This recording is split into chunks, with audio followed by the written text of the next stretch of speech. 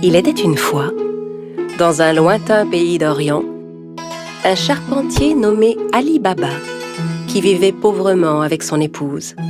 Ali Baba allait souvent dans la forêt avec son âne pour y couper du bois et le revendre en ville. Un jour qu'il était allé chercher du bois dans la forêt comme à l'ordinaire, il entendit un bruit de galop. C'était un groupe de cavaliers qui se dirigeait tout droit vers lui. Et les hommes n'avaient rien d'aimable. Ce sont certainement des voleurs. Je ferais mieux de me cacher. Ali Baba cacha son âne derrière les buissons et grimpa à un arbre. Les hommes arrivèrent et s'arrêtèrent juste sous l'arbre. Ali Baba les compta. Ils étaient 40 exactement.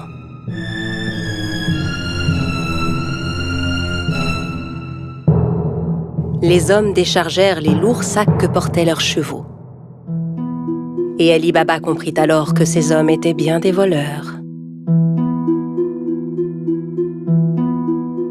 Le chef de la bande se dirigea vers un énorme rocher devant lequel il se mit à crier. Sésame, ouvre-toi! Soudain, il se passa une chose incroyable. Le gros rocher glissa sur le côté comme une porte coulissante, laissant apparaître une grotte. Les voleurs entrèrent un par un en portant leurs gros sacs. Quand le dernier fut entré, la porte se referma automatiquement. Ali Baba était médusé par ce qu'il voyait. Au bout de quelques instants, le rocher s'ouvrit à nouveau et les voleurs ressortirent de la grotte. Quand le dernier fut dehors, le chef se tourna vers la porte et ordonna « Sésame, ferme-toi !» Le gros rocher se referma aussitôt et les cavaliers se remirent en selle et s'éloignèrent. Ali Baba descendit de son arbre et s'approcha à son tour du rocher. Il lança les mots qu'il avait entendus. Sésame, ouvre-toi! La porte s'ouvrit dans un grand bruit. Ali Baba entra d'un pas hésitant. Il fut ébloui de ce qu'il vit. La grotte était remplie d'or, d'argent, d'étoffes rares, de diamants et de pierres précieuses. Il regarda autour de lui, ramassa 3 sacs et sortit de la grotte. Puis il se retourna vers le rocher et lui adressa les mêmes mots que le chef des voleurs. Sésame, ferme-toi! Il chargea les sacs sur le dos de son âne et rentra chez lui. Arrivé à la maison, il montra les sacs à sa femme. Elle n'en croyait pas ses yeux et pensa qu'Ali Baba avait volé les sacs. « Où as-tu trouvé tout cet or ?» Ali Baba lui raconta alors tout ce qui s'était passé. Elle était si heureuse. Ils se mirent ensemble à vider les sacs. « Aide-moi à compter ça. Je veux savoir combien d'or nous avons. » Non, creusons plutôt un trou pour y enterrer cet or. « Va creuser le trou, j'irai demander une tasse à mesurer à ton frère Cassim. » Cassim, le frère d'Ali Baba, était un riche marchand, mais c'était un homme très cupide. Il n'avait jamais aidé Ali Baba, qui mit sa femme en garde. Très bien, mais ne lui parle surtout pas de l'or. Personne ne doit savoir. La femme se rendit chez Cassim pour lui emprunter une tasse à mesurer. Sachant qu'ils étaient très pauvres, Cassim lui demanda « Que veux-tu faire de cette tasse? Tu n'as pas d'argent à mesurer ?» La femme inventa alors un mensonge. Bien sûr, Cassim n'en crut pas un mot. Il mit discrètement un peu de miel sous la tasse avant de la confier à l'épouse d'Ali Baba. La femme rentra chez elle avec la tasse et commença à mesurer l'or. Puis quand ils eurent compté tout leur or, Ali Baba alla l'enterrer dans un grand trou. Quand tout l'or fut bien enterré, la femme d'Ali Baba rapporta la tasse chez son beau-frère. Elle n'avait pas remarqué que de l'or était resté collé sous la tasse. Quand Cassim reprit la tasse, il vérifia aussitôt dessous. En voyant que de l'or y était collé, il fut stupéfait.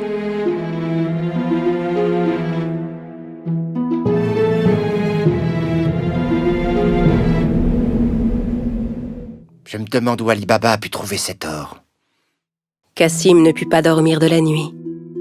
Le lendemain matin, il se leva et se rendit directement chez son frère Ali Baba pour lui montrer l'or collé sous la tasse. Ali Baba, d'où vient cet or? Je croyais que tu étais pauvre. Où l'as-tu trouvé?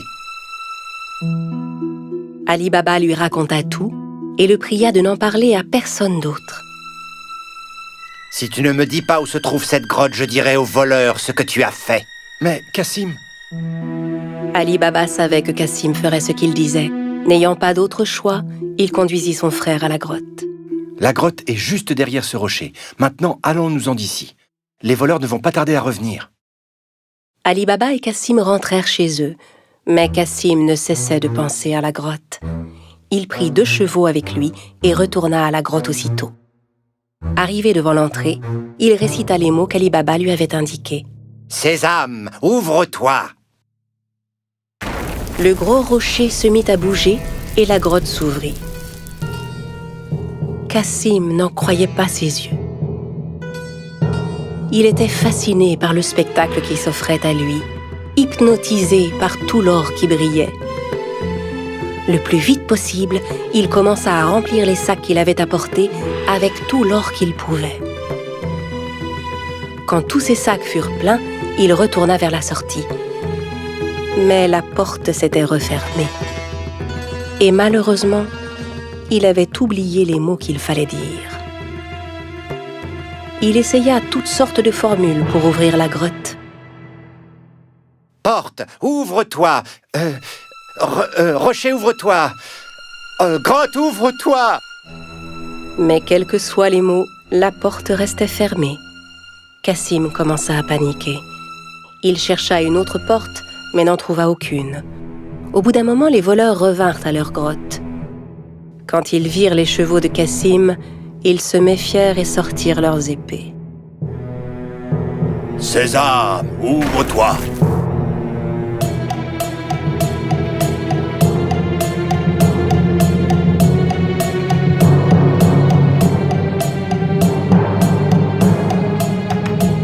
En entrant dans la grotte, les voleurs s'emparèrent de Cassim et le punirent sur le champ. « Alors c'est donc lui le voleur qui nous a volé notre or ?» À la nuit tombée, ne voyant pas revenir Cassim, sa femme commença à s'inquiéter. Elle courut chez Ali Baba pour lui demander son aide. Ali Baba aussi était inquiet pour son frère. Il retourna à la grotte et vit les 2 chevaux qui attendaient devant la porte. Il comprit alors que son frère était à l'intérieur et qu'il s'était fait tuer par les voleurs. Il retourna voir sa belle-sœur et lui raconta tout. Ensemble, ils décidèrent de n'en parler à personne. Au bout de quelque temps, Ali Baba et son épouse vinrent s'installer dans la maison de Cassim. Ils s'occupaient de son commerce et aidaient à le faire prospérer. Leur fortune ne cessait de croître. Dans le même temps, le chef des voleurs se rendait compte que l'or caché dans sa grotte ne cessait de diminuer de jour en jour. Il ordonna donc à l'un de ses hommes de vérifier s'il ne voyait rien de suspect. « Va en ville, cherche s'il n'y a pas quelqu'un qui serait devenu soudainement riche et dépensier depuis quelque temps. » En se promenant dans les rues du marché, l'homme vit Ali Baba qui payait ses achats avec de l'or. Il le suivit jusque chez lui. Quand Ali Baba entra dans la maison, le voleur marqua sa porte. À la nuit tombée, la femme de Cassim sortit pour donner de l'eau fraîche aux animaux. C'est alors qu'elle remarqua la marque qui était sur sa porte. Elle comprit que la marque n'annonçait rien de bon. Elle prit un pot de peinture et marqua toutes les portes du voisinage. Au petit matin, les 40 voleurs arrivèrent pour retrouver la maison d'Ali Baba. Incapable de distinguer la maison parmi toutes celles qui portaient des marques, Ils furent contraints de repartir. Mais le chef était bien décidé à retrouver Ali Baba. Il se déguisa et alla rôder du côté du marché. Il finit par retrouver Ali Baba et le suivit jusque chez lui. Quand il frappa à la porte, Ali Baba vint lui ouvrir. « J'ai fait un long voyage. J'ai rapporté des jarres d'huile d'olive. On dit que vous êtes le marchand le plus riche de la région. Peut-être voudriez-vous en acheter ?» Ali Baba invita le chef des voleurs à venir dîner le soir même, pensant avoir affaire à un marchand. Le voleur apporta avec lui 40 jarres d'huile d'olive chez Ali Baba. Ali Baba avait demandé à ses servants de préparer un bon dîner pour son hôte. Ali Baba proposa à son invité de passer la nuit chez lui, ce que, bien sûr, il accepta sans hésiter. Tandis qu'Ali Baba et le voleur étaient attablés pour dîner, la femme de Cassim voulut s'approcher des jarres d'huile d'olive pour voir. C'est alors qu'elle entendit des bruits étranges. « On sort maintenant ?»« Non, pas encore. » En entendant que c'étaient les voleurs qui étaient dans les jarres et non pas l'huile, elle comprit que c'était un piège. Elle alla aussitôt à la cuisine pour faire bouillir de l'huile. Puis elle revint verser de l'huile bouillante dans chacune des jarres. Les voleurs ébouillantés s'efforçaient de garder le silence.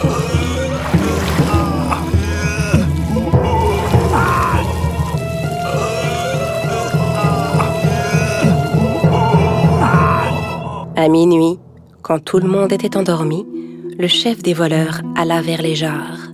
« Vous pouvez sortir maintenant. » N'ayant aucune réponse, il appela à nouveau. « Les gars, vous dormez ?»